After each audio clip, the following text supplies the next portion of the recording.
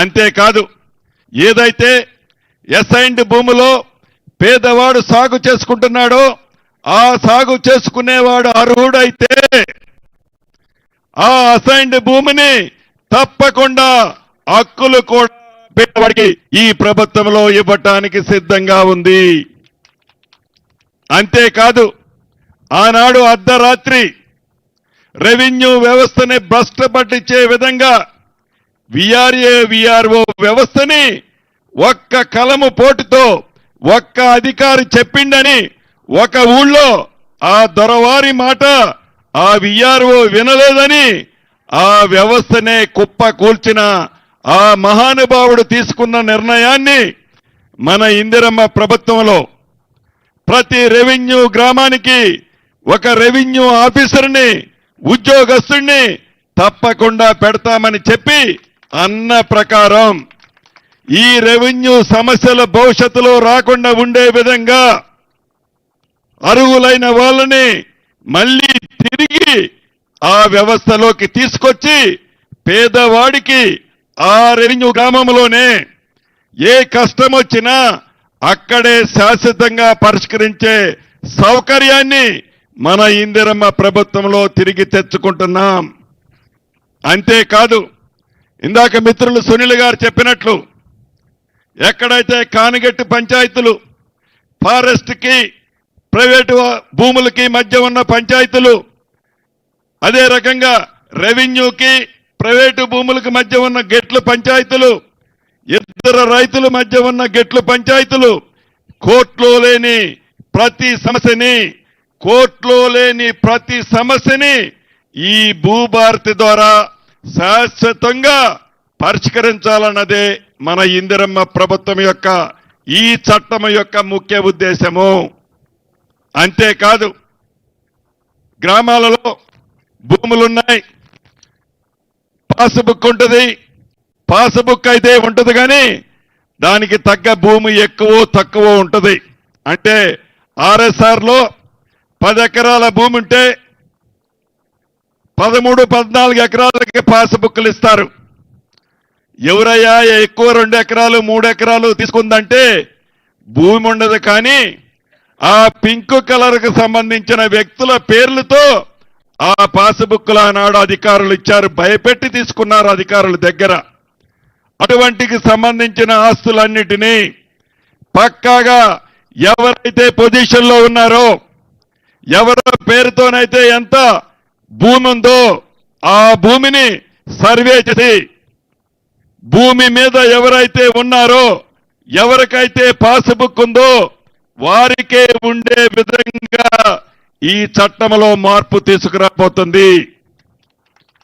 అంతేకాదు సర్వేలను కూడా అరాకొరా కాకుండా మొదటి విడతలో రాష్ట్ర వ్యాప్తంగా 6,000 మంది సర్వేలని, లైసెన్స్డ్ సర్వేలని ఏర్పాటు చేయాలని ప్రభుత్వం నిర్ణయం తీసుకోవడం జరిగింది.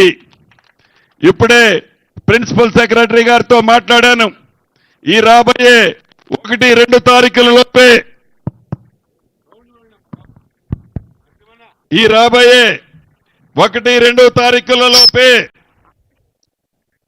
ఈ లైసెన్స్డ్ సర్వేలు ఏ జిల్లాలో, ఏ మండలాల్లో, ఏ గ్రామానికి సంబంధించిన ఎంతమంది కావాలనో అక్కడుండే భూమి విస్తీరణ బట్టి అధికారుల్ని, లైసెన్స్ సర్వేలని సెలెక్ట్ చేసి వాళ్ళకి పూర్తి తర్ఫీదు ప్రభుత్వం ఇచ్చి వారి చేత సర్వే చేపించి రిజిస్ట్రేషన్ టైంలో ఏదైతే వారు ఆ సర్వే మ్యాప్ని పెడతారో ఆ మ్యాప్ మీద గవర్నమెంట్ సర్వే సంతకం తీసుకొని వారి డాక్యుమెంట్తో పాటు ఆ సర్వే మ్యాప్ను కూడా కంప్యూటర్లో అప్లోడ్ చేయటం జరుగుద్దని కూడా ఈ వేదిక ద్వారా రాష్ట్రంలో ఉండే రైతన్నలందరికీ తెలియజేస్తున్నాను. చివరగా చెప్పదలుచుకున్నది ఒక్కటే, చిత్తశుద్ధితో మనస్సాక్షిగా పేదవాడికి మంచి చేయాలని, పేదవాడి కష్టాలు తీర్చాలని, భూములున్న ఆసాములకి పూర్తి భద్రత కల్పించాలని ఒక మంచి ఆలోచనతో మన ఇందిరమ్మ ప్రభుత్వంలో ఇంత అద్భుతమైన చట్టాన్ని చేసుకున్నాం.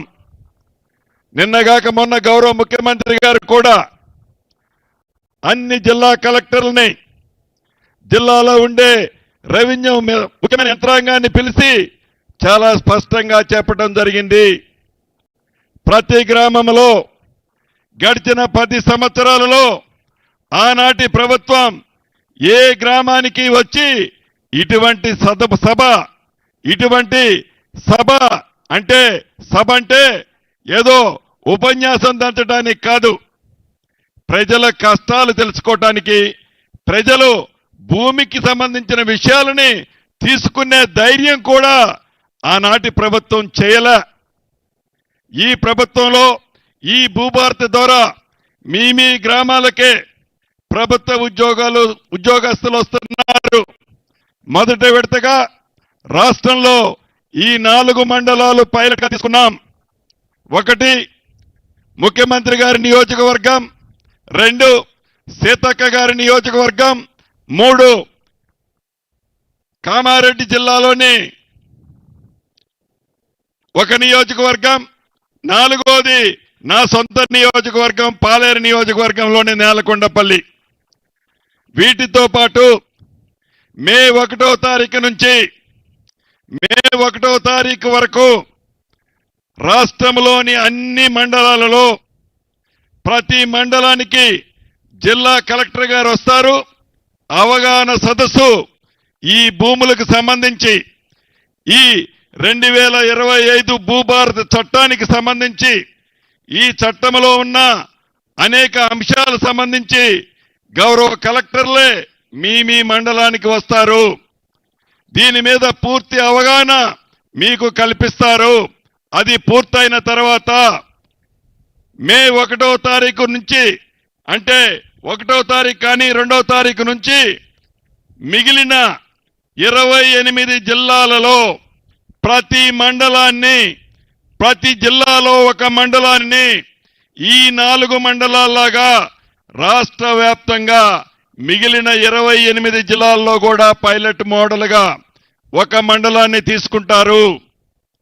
దీని తర్వాత జూన్ 2వ తారీఖు నాడు రాష్ట్ర అవతరణ దినోత్సవం లోపే ఏవైతే మొదట తీసుకున్న ఈ 4 మండలానికి సంబంధించిన సమస్యలని వీలైనన్ని సమస్యలని పరిష్కరించడం జరుగుద్ది. వాటితో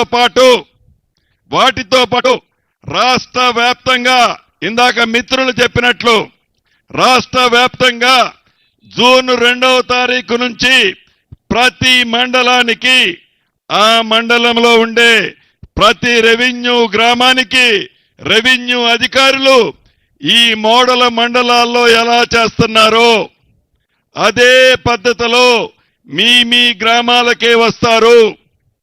ఎవరు అభద్రతకు లోను కావాల్సిన పని లేదు. చివరికి అప్లికేషన్ ఫీజు కూడా మీరు ఇవ్వాల్సిన పని లేదు.